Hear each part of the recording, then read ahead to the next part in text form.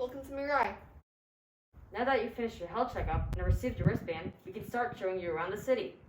Right, so the doctor who gave me the wristband told me it helped diminish low gravity's impact by tracking my daily activity, and telling me how much time to spend on a lower body negative pressure device. Is that right? Yep, exercise on the LBMP helps prevent health hazards like muscle atrophy and bone loss.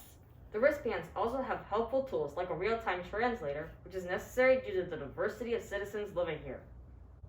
As you can see, Mirai is organized into several domes, each around 3.5 miles in diameter. They are connected by underground high-speed rails, so you can get from dome to dome in minutes. Wow, only 3.5 miles? How do cars work in such a small area? Yeah, because of the size of the domes, we don't press on vehicles. Rather, the autonomous bus system, supply vehicles, and emergency services use our Mooncrete roads. When we have mixed zoning, which means you can walk to all sorts of different businesses from your house. The industrial zones are separate. Huh, that's really convenient, but how do the domes keep me safe? You already mentioned the wristbands, but what about solar radiation? How am I breathing here? Yeah, breathing is just slightly important, and radiation sickness is deadly. But don't worry, domes take care of it. They're made of Mooncrete supports with windows made of a thick layer of ice glass and polyethylene. The polyethylene is lightweight and has a high hydrogen composition, which is perfect for blocking solar radiation. And all building windows also have polyethylene for extra safety. The domes are airtight, and plants make oxygen and act as a natural filter. There are additional filters built in the domes as well, which ensures there is no air pollution. What about if an asteroid is on course to hit the domes? Is there other systems like on Earth to prevent that? I don't want to die! Yeah, there are, don't worry. We have sensors that detect and deflect any asteroid that's on course to our domes or above ground equipment. Alright, so the dome is going to keep me from dying. Oh, what city services do you have? Where does the trash go? We provide loads of services like police, fire, medical, K-12 education, electricity, and plumbing. Plus, for a fare, you can use the buses and rails. As for trash, we're a waste-free society. Anyhow, out of curiosity, on my rocket up here was attached to something that increased our speed. What was it? Was it implemented by the city? That was a skyhook. It orbits around Earth and speeds up rockets like a slingshot due to its spinning motion. This allows for reduced travel time and less money spent on fuel, and was implemented during our construction. Oh wow, but why was my flight that affordable? Shouldn't it cost a lot? Is that just because of the skyhook? Yeah, fun fact about the rocket, it's entirely reusable, which is like the reason we can afford to make flights so cheap and have rockets going to and from Earth that often. Wow, that's awesome! I read that you reuse close to 100% of all water. How does that work? Yes, we reuse all water that goes down the drain, including in toilets. In drains, there's a mesh filter that separates liquids from any solids that go down. In toilets, there's a suction. What about humidity? Do you have any dehumidifiers anywhere? You betcha! We have dehumidifiers built into the dome to collect water. For our filtration system, we use vapor compression and distillation, which is basically boiling water, collecting the steam, pushing it through a filter, and then cooling it and treating it with iodine. Very fancy stuff. Yeah, I agree. That's way too much information for my head. But I'm assuming the little black dome I saw is where you store water, right? Correct. It's one of the two that holds a reservoir.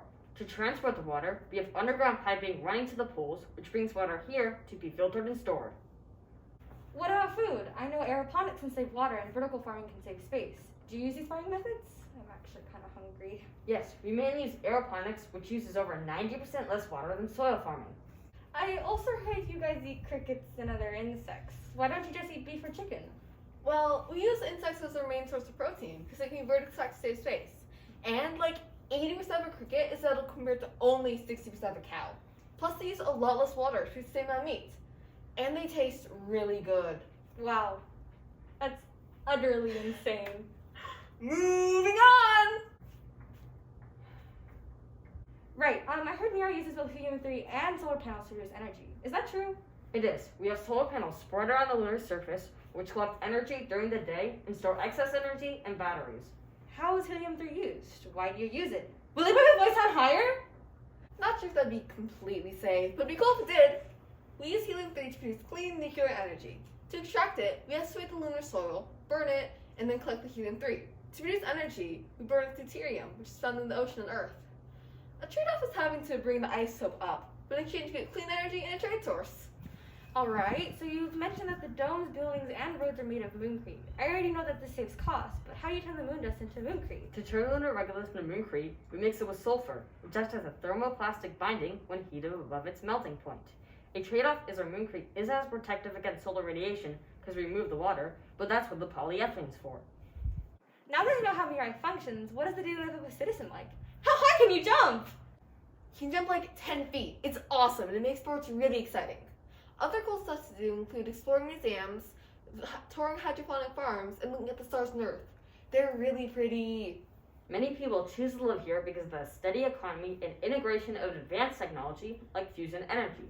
It's an innovative and exciting place that inspires people across the globe.